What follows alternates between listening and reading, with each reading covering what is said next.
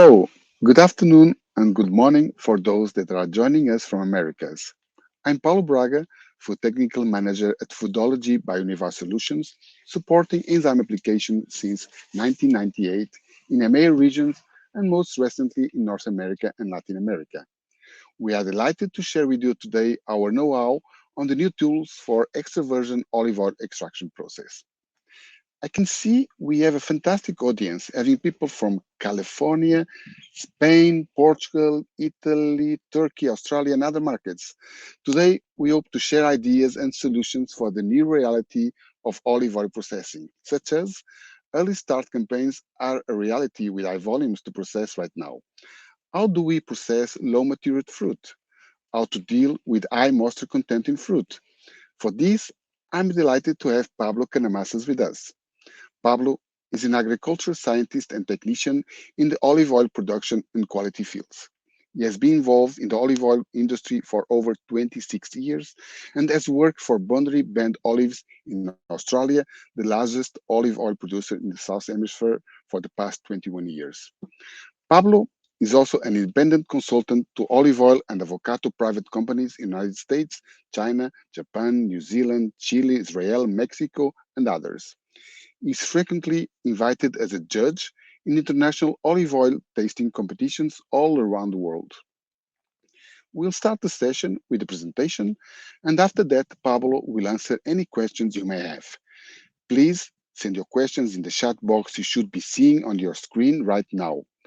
I also want to thank Novozymes, the world leader in enzymes, for partnering with us to make today's session possible. So, thank you for joining. Let us have your questions throughout Pablo's presentation. And Pablo, over to you. Thank you, Paulo. Hello, everyone. My name is Pablo Canamasas. I was invited today to present or give you a talk on the technical challenges that we had to face, those of us that are working outside Europe in the olive oil industry. So one of the most important things that we're going to talk about today are pretty much basically which are those challenges I'm talking about and how they influence in the decision-making process at the processing plant at the time of extracting the oil from the paste. We are going to talk a little bit too on the fruit parameters or processing parameters that we need to evaluate, assess, measure in order to make adjustments in the process. I'm going to mention something about the new technologies that are nowadays in the market to face or to be able to basically face those new industrial challenges that we have. Obviously, I'm going to be talking about processing aids. This is a massive difference between what producers in Europe do as opposed to what we do outside Europe on these terms. And at the same time, I'm going to finish my presentation talking a little bit about industrial efficiency, which I think summarizes the whole message that I want to convey onto you. So when we talk about production challenges, one of the most important things I had to mention here is that there's a trend in the new world, in these new countries. I'm talking obviously about Australia, California, Argentina, Chile, the bigger producers outside Europe, New Zealand, South Africa. There's a trend towards trying to start harvest early in order to finish the harvest also early. So starting early means trying to achieve high quality oils. Obviously, we cannot compete with Europe in terms of volumes. So we're forced to produce oils of high quality. So starting early pretty much is in terms of trying to target that. But at the same time, starting early and finishing early means trying to reduce or minimize the negative impact of the typical annual bearing of the olive tree, where you typically have high productions one year and low productions the following year. And at the same time, starting early is a way of trying to keep under control all the problems we have with frost events and fungal diseases that we have to deal with in our production areas. But at the same time, when we start harvest early, there are some problems associated with this, which are typically the low oil content in fruit, which is the typical case for the fruit that comes early at the processing plant. The low maturity of the fruit is also another problem. We know that processing fruit of low maturity is more difficult than processing riper fruit. And at the same time, starting early means that we have to deal with higher ambient temperatures. That also poses a challenge to us at the processing plant. More than 90% of the groves outside Europe are under irrigation, and this gives way also to high moisture fruit. This is also a big industrial challenge that we have to face. We're going to talk about that. More than 90% of the crops also are mechanically harvested, obviously for cost effectiveness. Mechanical harvesting is cheaper. But also this tends to give problems with mummified fruit presence, which typically has a problem on the or gives way to a problem in the quality of the oils that we produce. In the super high density plantations, groves like the ones you see in the photo, where trees are in small tree spacings, there is a tendency of having problems with fruit size, small fruit, that also gives way to a typical industrial challenge. And also the chemistry of the oils produced in some areas outside Europe do not comply with some international oil standards, which is another problem we had to face for those of us processing outside Europe. So when I talk about early harvest strategy, as I said, we're trying to start early, to finish early, and avoid these kind of problems like fungal diseases, as I mentioned, funguses that basically penetrate the flesh of the fruit, grow inside the pulp, ferment the pulp, and gives way to oils with high acidity. Obviously, trying to start early and finish early will obviously have a positive impact on this issue in particular. So when we talk about fungal diseases, like typically soft nose, this chart basically shows what's the incidence of the fungus when of the attack of a fungus, depending on the maturity of the fruit. And as we can see here, we have two curves: one that reflects fruit that has been wounded and fruit that is in good condition. Obviously, fruit that is wounded is open, it's easier for the fungus to penetrate, so the incidence of the attack of the fungus is much higher than in the case of fruit that is in good condition. But at the same time, regardless of whether the fruit is in good condition or wounded, the increase of the maturity index also opens up a door for the entrance of these funguses inside the fruit to ferment the fruit and ferment the oil. So obviously, trying to pick fruit early in the season will stop this evolution of the attack of the fungus. As I mentioned too, some areas in particularly in the south of Argentina, south of Chile, north of California, south of New Zealand, have bigger, some continental areas in Australia have problems with frost occurrence. And this is a big problem because in the case of frost, this has an impact both on the acidity and the peroxide value of the oil that we produce. Once the frost happens, the evolution of the acidity, which is the line in blue color, and the evolution of the peroxide value or the oxidation of the oil, which is the line in pink color, as soon as the frost occurs, the evolution of these two parameters goes up exponentially. So trying to pick early will definitely, in order to finish early, will be in trying to avoid the frost, the late harvest frost that tend to hit those production areas. Frosts also have a problem with in terms of the kind of basically the impact they have on the polyphenol content of the oil. So typically, when the frost hits the fruit, most of the polyphenols disappear and the oils tend to become sweeter. So again, trying to pick early to finish early will help us avoiding this issue in particular. I also mentioned that more than 90% of the groves outside Europe pick the fruit mechanically, but this also at the same time comes along with some issues. The presence of mummified fruit is always a big problem. Mummified fruit is simply just fruit that wasn't picked. I mean, when you're picking mechanically, you do not pick 100% of fruit that is on the canopy of the tree. There's always a percentage of fruit that is left behind. that fruit eventually that is not picked remains on the canopy of a tree, ferments, dries out, and then stays and mixes with the fruit coming from the following year. And when that happens, then this mummified fruit ends up impacting negatively on the quality of the oils of the following year. So this is a big problem, particularly in varieties Arbosana, Koroneki, and Arbequina, which are the most important varieties in the super high density plantations that we work with. But also this also happens in Coratina.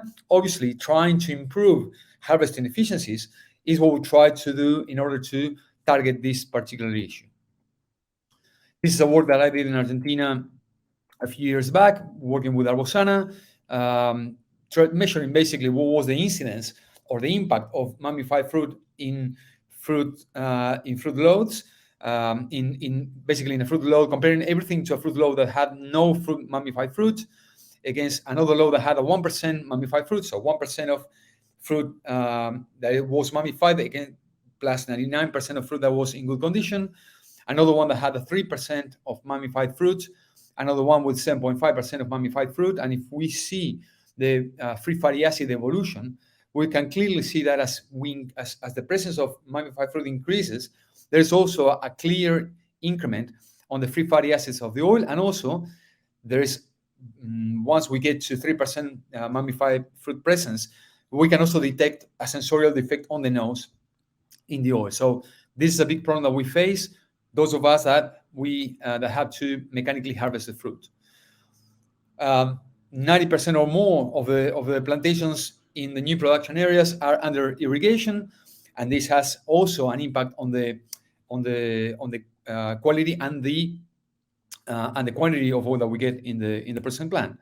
Why we irrigate trees? Very simply, because irrigating the trees just simply give us more fruit on a per hectare basis and more oil on a per hectare basis. This is a work done by Redondo and their team of researchers. They were basically trying to understand what the quality of the oil was if you irrigated your grove with 100% of the total water required by that grove, and then comparing that to two different lots or parcels of a farm with 50% of the total water requirement in this case. And they found that definitely if you irrigate less, then you get oils with more total polyphenols as compared to the trees that were fully irrigated.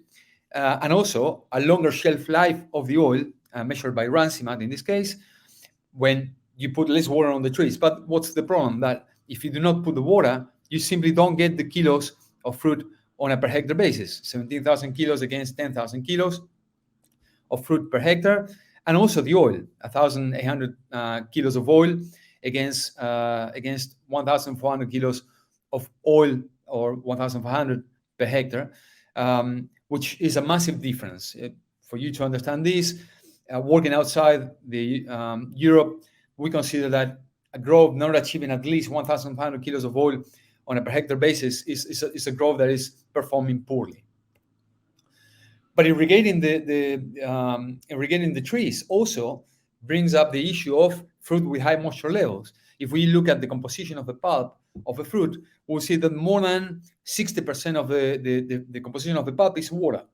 Only 25% of it is oil, and then also there are other minor components like polysaccharides, sugars, phenols, proteins, and pectins, which also play an important role in the processing plant. That also will tend to create problems at the time of the oil extraction. But why is moisture a problem? Just simply because it creates what we call emulsions. Emulsions are simply very stable mixes of oil and water that are created by the crusher. So the crusher rotates at 3,000 RPM, mixes very thoroughly oil and water, and then is very difficult for the decanter by centrifugation to remove that oil from the paste. This mix of oil and water has a lipoprotein membrane that makes that emulsion very stable. Also has pectins that makes make the motion stable. So at the time of trying to reduce the level of emulsions, we have to deal or trying to get fruit with lower moisture content with lower pectins.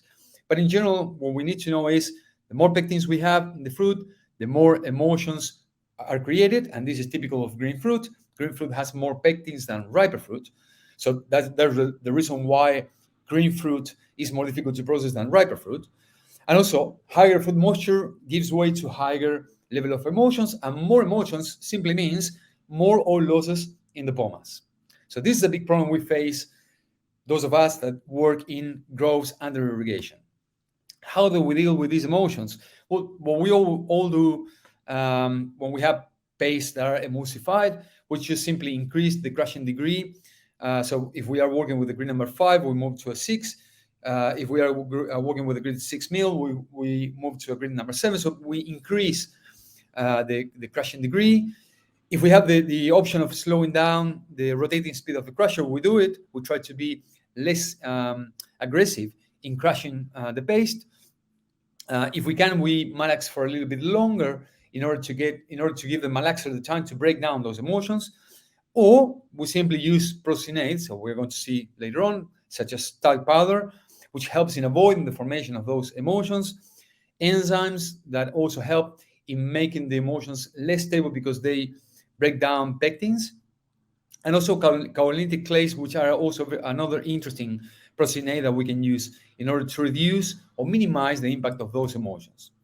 At the same time, when we work with emulsions, we know that there's a negative impact on the performance of the decanter. If we get to see here, this is a work that I did in California many years ago, just trying to understand and basically how the decanter performed with different lots of fruits that had different moisture content levels. When I put in order and increase in order those lots of fruit from the driest to the wettest, I noticed that the efficiency of the decanter, of the extraction of the decanter dropped, but at the same time, not only dropped, but also the performance of the decanter in terms of efficiency became more and more erratic. So that's the kind of impact that these emulsions, the high fruit moisture, have on the performance of a decanter. So when we talk about fruit analysis, we always say that basically every single technical decision made at the processing plant level is based on the fruit condition. How the fruit comes to the processing plant will dictate how we're going to process that fruit in the processing plant. Obviously, key for all of us working in this industry is measuring oil content and moisture content of the incoming fruit. We all use equipment such as near infrared equipment like the ones you see here, a bench unit or an online unit basically set up on the exit of a pomace from the decanter line to measure basically all losses in a continuous way. But understanding the oil content of the fruit coming in and the moisture content of the fruit coming in is key to understand how should we adjust in the process moving forward. Fruit maturity is also extremely important. This is just simply a photo of 3 different lots of Barnea fruit in Australia in different maturity stages, as you can see, giving pace of different, that give space to different industrial behavior at the processing plant. So the fruit may be the same, the variety may be the same, but in different fruit maturity stages will pose to us a different industrial challenge. So what happens with the fruit when it matures? Very simply, the total pectin of the fruit, the pectin content of the fruit, the pectins are those compounds that are in cell walls that keep the pulp of the fruit firm. As the fruit matures from green to black, that total pectin content of the fruit drops naturally and slowly. And as a consequence, because those pectins disappear, also the texture of the fruit starts dropping as well. So at the beginning of the season, green fruit has a very firm texture. As we move towards the end of the season, fruit becomes riper and the fruit becomes softer as well and easier to process. We all measure maturity index, basically following a formula like the one you get to see here. It's just a standard way of um, uh, measuring maturity. We simply categorize maturity based on the visual aspect of the skin and the aspect of the pulp, the color of the skin and the color of the pulp. And we categorize the fruit in 8 categories from 0 to 7 um, in order to understand basically what the maturity index of a fruit is. The problem that we have outside Europe is that if even if this way of measuring maturity works really well in Spain, Italy, Portugal, in areas outside Europe where we don't have typically Mediterranean weather, this maturity index does not reflect accurately the physical maturity of a fruit. So really the real maturity of what's happening inside the fruit. So that's something that we also had to consider, those of us working in these new areas of production, that sometimes we need to learn on how the fruit matures, really physiologically matures, to understand how it will behave in the processing plant. Fruit size and weight are also very important parameters to take into consideration. The flesh and pit ratio is something that we also have to measure and understand, and what's the averages of those of flesh and pit ratio of the main varieties that we process. This chart just simply shows what the average flesh and pit ratio is for those varieties that we process in Australia and some of them in California. But we need to have an understanding. The key thing here is that any fruit that has a lower caliber than the average for the variety, or a lower flesh to pit ratio, will tend to give more problems at the processing plant in terms of extracting the oil, because it will give way to higher viscosity paste. So pump firmness is something that we measure in order to understand how firm the pump is, try to anticipate or predict how that paste will behave in the processing plant. We also measure the paste viscosity.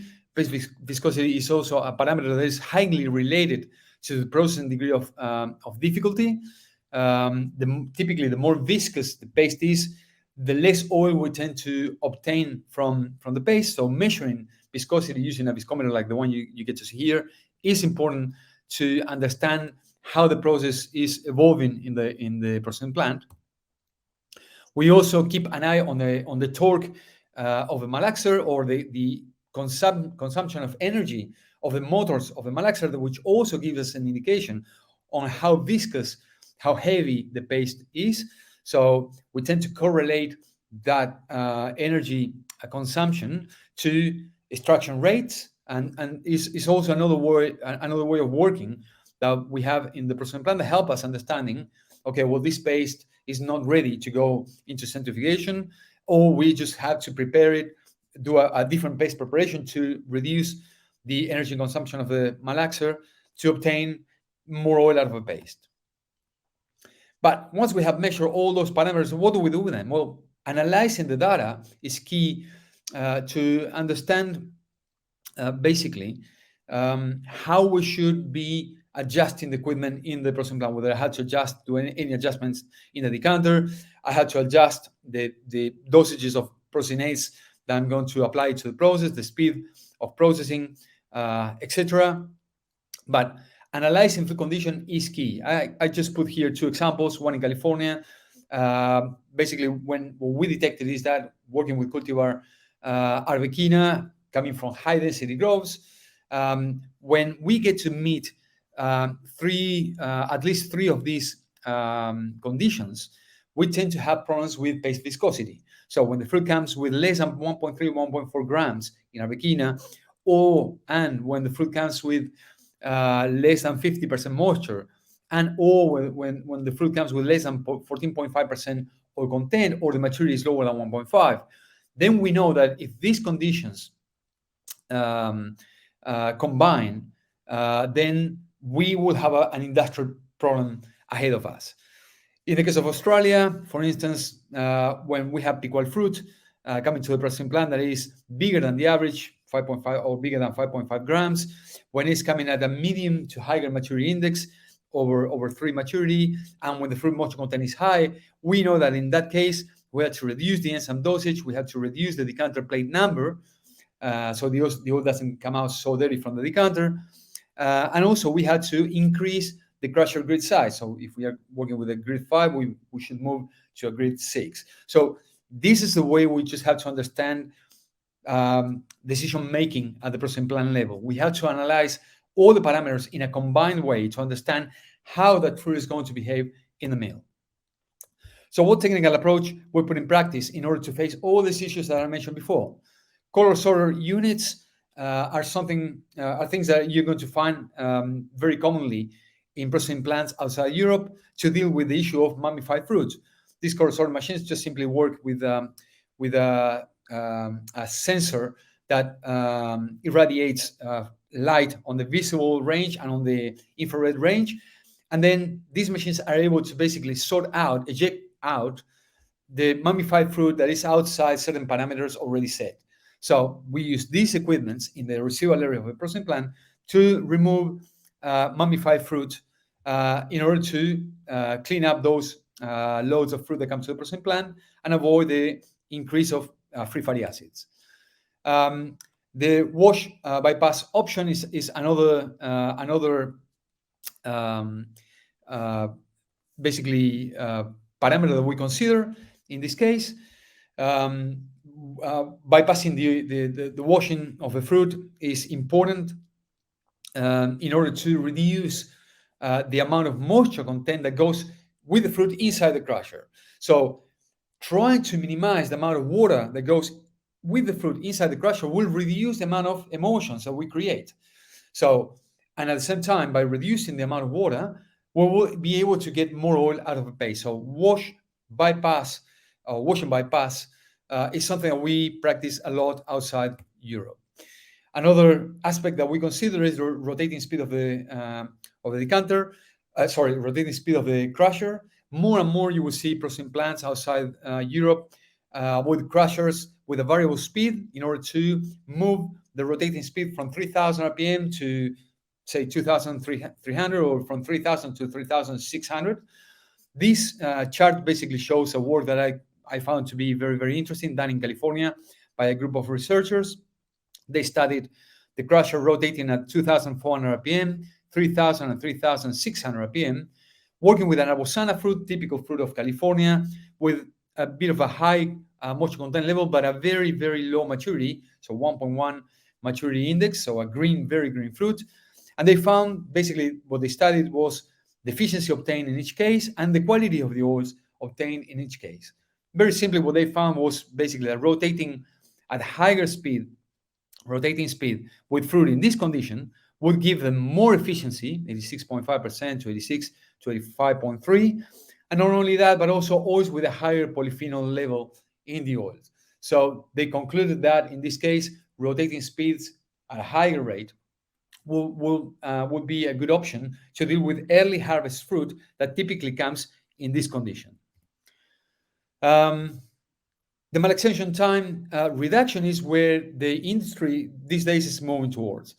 So one of the things that you probably have seen in processing plants in Europe is that these new heat exchange systems are being set up in order to reduce the malaxation time that we apply to the process without compromising the oil recovery.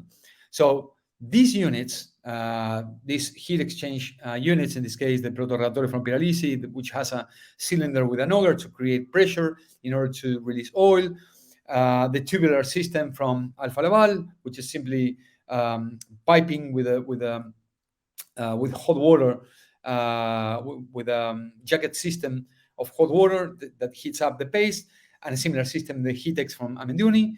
What they do is they have the chance to either cool down the paste or heat up the paste. So these units are used a lot in processing plants outside Europe in order to cool down the paste at the beginning of the season when the fruit comes very, very hot from the farm, or heat up the paste when at the end of the season when we are already in winter and the fruit comes very cold to the processing plant. And they all this technology basically goes towards trying to reduce the malaxation time that we apply to the process in order to get higher quality oils. The high vacuum malaxation system is another interesting technology that has been put in the market recently.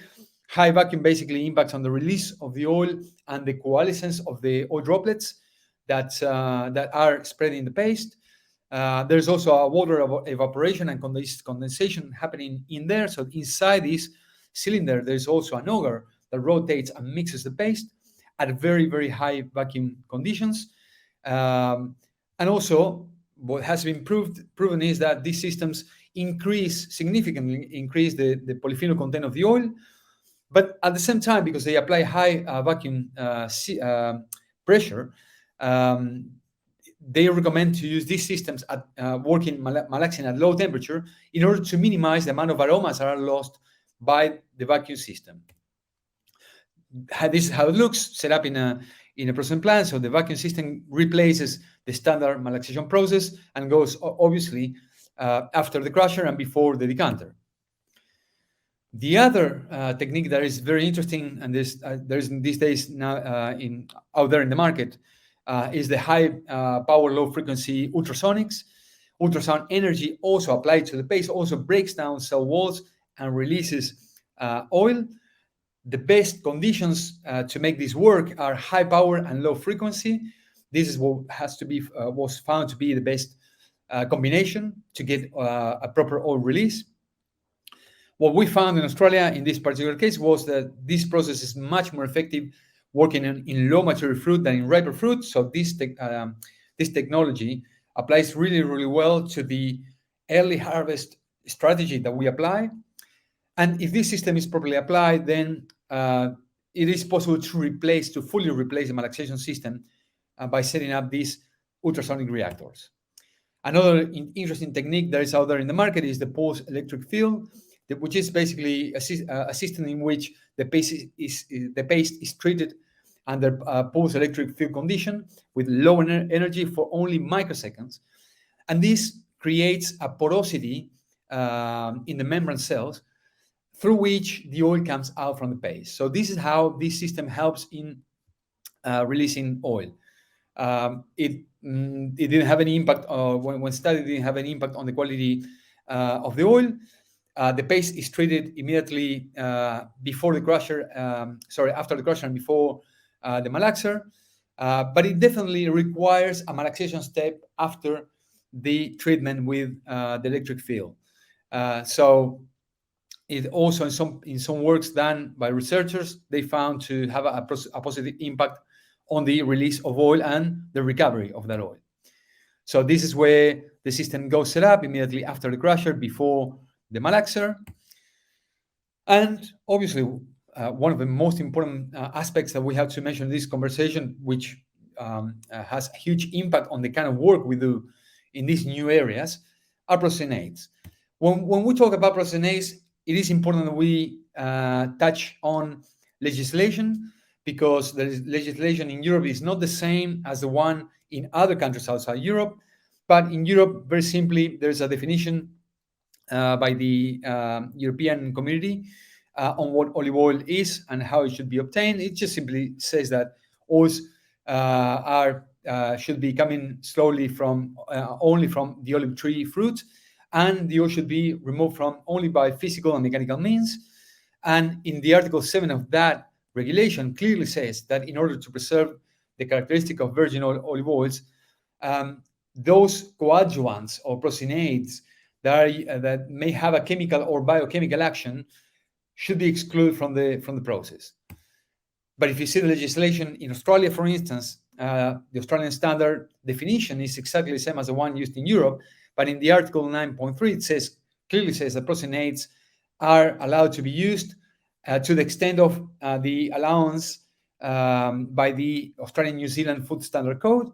And when you go to the Australian New Zealand Food Standard Code, it clearly says in the section 133 that talc powder and pectinase enzymes are the only processing aids allowed to use for olive oil making.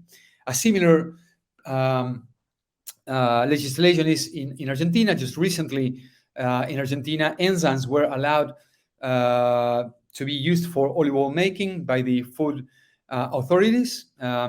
Just simply growers from that country pushed for that legislation to be approved. and they achieved it. So enzymes are allowed for use in Argentina in the same way that they are allowed for use in California. Um, but if we had to talk about proteinase, we had to start with talc powder and micro talc powder simply because it's the proteinase that is pretty much used everywhere. We know that talc powder is a natural mineral occurring in the soil, is magnesium silicate, typically of laminar structure. And what talc powder does just simply is break down emulsions, provokes aggregation of particles inside the malaxer, so gives a structure to the paste in the malaxer. It also has a beneficial impact inside the decanter because it's pretty much an anti-adherent substance. So it doesn't allow the paste to stick to the inside walls of the decanter and allows for a proper evacuation of a pomace from the decanter. So it helps the decanter increasing its working capacity. The only little trick that we had to consider when we use talc is that it has a strong lipophilic affinity, which means that talc powder likes oil. So we are forced to add the talc to the paste when the paste is fresh. So at the beginning of the malaxation, because if we add the talc at the end of the malaxation, when the paste is oily, the talc will absorb oil, and then we'll lose that oil with the talc in the pomace. Nowadays, if you go to the market, you will see that the traditional talc, old talcs, typically have a plateau structure or laminar structure. But these days, you can also find in the market talcs with a microcrystalline structure that have a much higher surface area on a per gram basis than those laminar structure or plateau structure talcs. So these talcs can be used with a much smaller dosage and have pretty much the same impact as these talcs working at a higher dosage. A very interesting work done in IFAPA in Jaén by researchers from that institute working with micro talc powder of lower than 5 microns, so a very fine talc powder. They basically concluded that micro talc powder, in this case, this was done on Hoja Blanca fruit from that country, but they found that working with this product, we should not go any higher than 0.5% micro talc powder dosage in order to obtain good extraction results or in order to reduce the oil losses in the pomace. As I mentioned before, carbonylitic clays are also interesting products to consider. They are similar to talc. They are applied in a similar way as talc powder. They are simply plastic white clays, and the difference with talc in this particular case is that instead of being magnesium silicate, they are aluminum silicate, and for that reason, they have a much more hydrophilic affinity. So these clays like much more water than oil, and they're safer for use in the processing plant. So this is an interesting product because, again, we will not have to, it will not force us to use it so early in the malaxation process. It's just simply because carbonylitic clays will tend to absorb water to their surface than oil.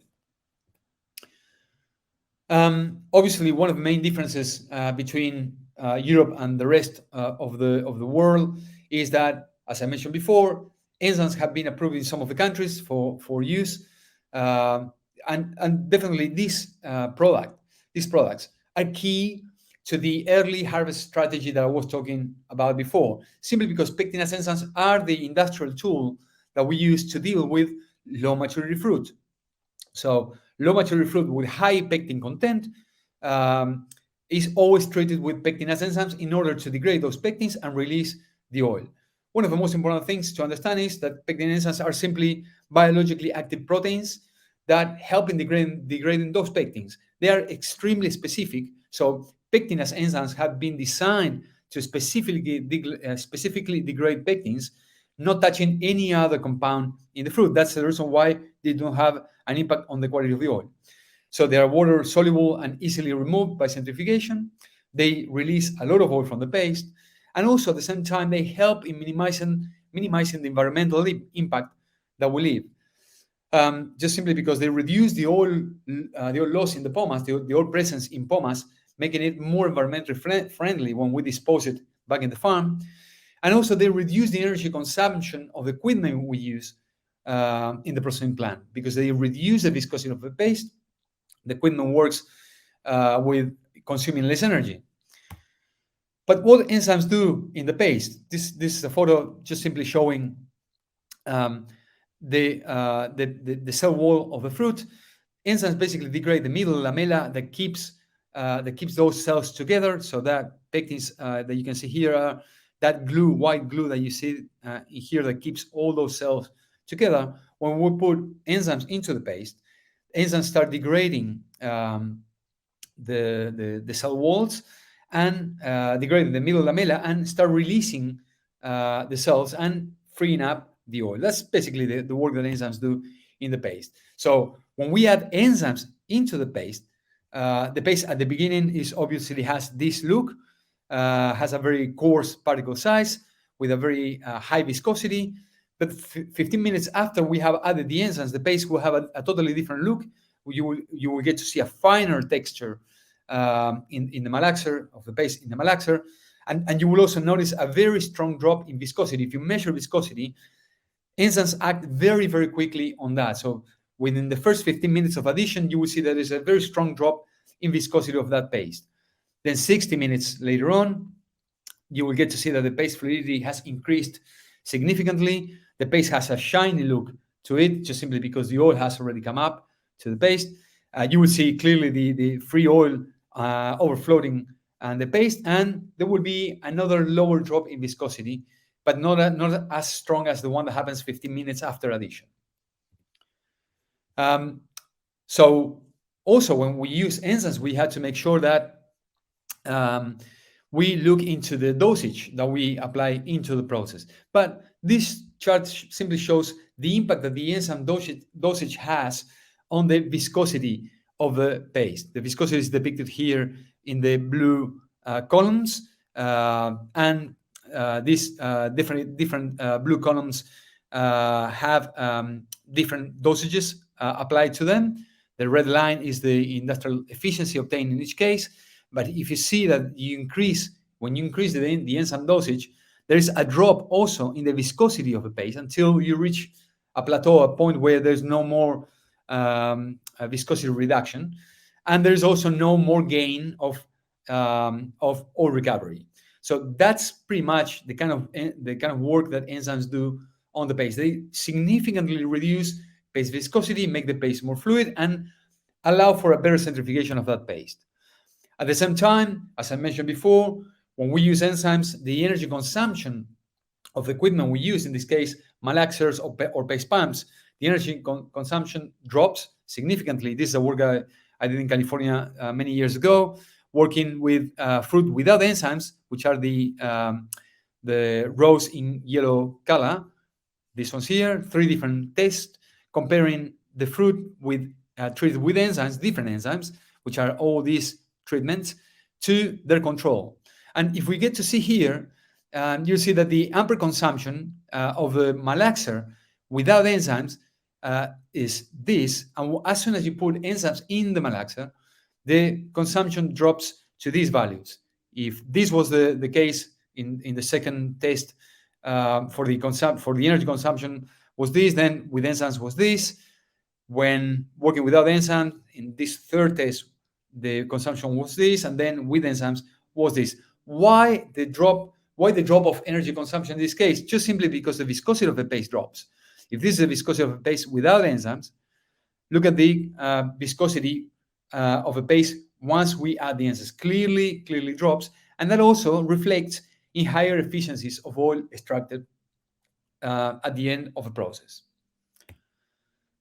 There's also interesting works done on how much easier it is to get cleaner oils from the decanter when using these products. This is another reason why we're happy to use these products. It's just simply that when using enzymes, also talc contribute to this, but in this case, this work has been done by Nahafial and his team of researchers working with 2 different dosages of enzymes with 3 different varieties. But what they measured was basically the turbidity or the cloudiness of the oil without enzymes and with increasing dosages of enzymes. And what they found was that regardless of the variety, as soon as they put enzymes and they increased the dosage, the oils became more and more clean coming out from the decanter. But the main reason why we use enzymes clearly is because of oil recovery. They just simply get us more oil out of a paste.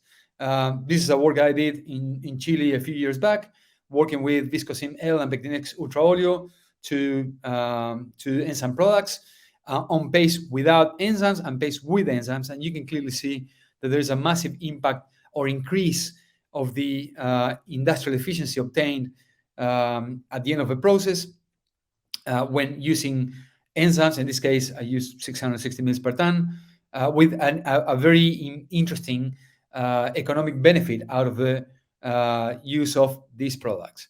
This is another work done in Argentina, also a few years back, with the same enzyme products with 200, 350, and 400 mils per ton, working with fruit of very low maturity, which is the case in these countries that we need to start picking fruit early. And you can clearly see that the efficiency of extraction clearly increases, and the oil recovery on a per ton basis, measured in this case in kilos, increases as we increase the enzyme dosage. But so this is the main reason why we use enzymes. They help us getting more oil out of a paste.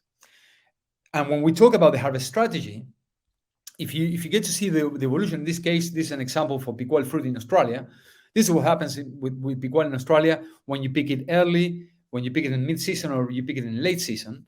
In early season, the sensorial quality of the fruit looks like this, with a very complex oil, a nice green tomato nose.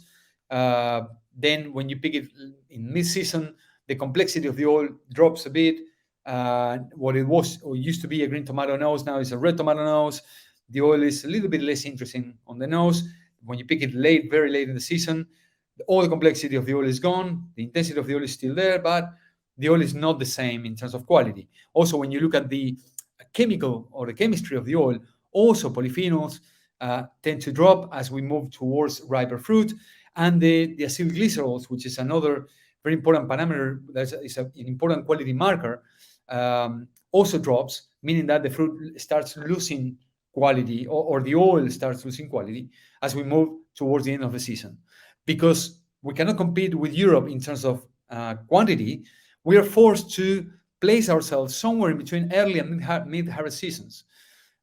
So somewhere in between here, in order to get quality of the oils.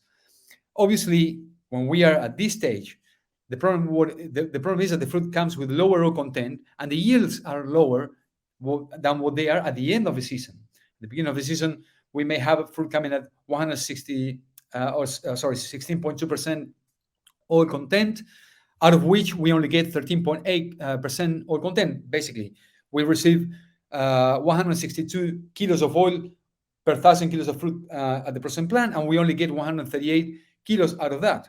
While at the end of the season, if you wait for that fruit at the end, you get 206 kilos of oil per 1,000 kilos of fruit, and you get out of that 181 kilos of oil.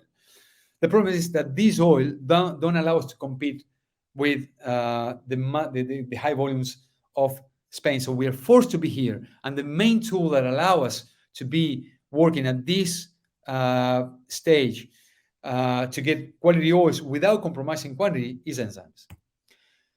To finish up my presentation, I had to touch base on industrial efficiency, because this is another thing we are forced to do in the new production areas. You had to remember, in the new world, there are no subsidies from government to our industries, so we are forced to be efficient in order to exist in the industry. When we talk about industrial efficiency, obviously, we had to understand that the industrial efficiency is related to the oil content of the fruit, just simply because there's a part of industrial efficiency that doesn't depend on us, on the work we do in the processing plant. Very simply because if we lose 2% of oil in the decanter from fruit that comes with 20% oil, our efficiency will be over 90%. But if we lose the same amount of oil in the pomace, say 2%, from fruit that comes with only 14% oil content, our efficiency will be lower than 80%. So there is a part of the industrial efficiency that depends, or partially depends, on the oil content of fruit that is coming in. This is a chart that shows basically what we expect in terms of efficiency from processing plants, depending on the average oil content of the fruit that is coming in to the processing plant. When we talk about extraction efficiency, we also take into consideration a few methodologies in order to understand whether we are doing things properly at the plant or not.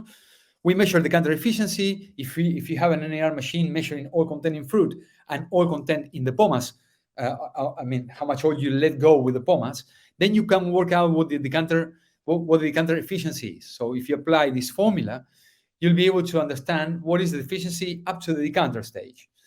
We also take into consideration oil losses references. In our processing plants, we tend to say we don't want to lose any higher than 8% oil on a dry matter basis, which is the same as saying that we don't want to lose 4% of oil on a fresh matter basis if the pomace comes out with 50% moisture, or 3.2% oil on a fresh matter basis if the oil comes out with 60, if the pomace comes out with 60% moisture. But the truth is that the way to calculate industrial efficiency is by comparing the amount of oil that we received in the fruit and the amount of oil that we were able to remove out of that and have as clean oil in the tanks. This is an example I put for a grower that received 7,135 kilos of fruit with 19.2% oil content, 55.5% moisture content in the fruit. This producer obtained 1,445 liters of oil. If we know that the density of the oil is 0.915 grams per cubic centimeter, we can work out really how many kilos of oil this producer obtained. And if we do the math, we will get to see that this producer obtained 16.9% oil out of the 19.2% oil he received. So his industrial efficiency was 87.9%. This is the kind of calculation we had to do all the time in our processing plants to ensure that our process is going well. And obviously, there has to be a check of the evolution of that efficiency on a weekly basis. Every week, we should be we're forced to basically follow what the weekly efficiencies are, the year-to-date efficiencies are, what the yields are. I mean, how many kilos of oil per 1,000 kilos of fruit we are obtaining, what the real oil loss of a pomace is in each case, what the oil content of the fruit is on each week, and what the oil content year-to-date average is, in order to understand whether the processing plant is moving towards the higher efficiencies that we are targeting. So this is the end of the presentation. I hope you enjoy this. I say goodbye in this case, and I leave you with Pablo.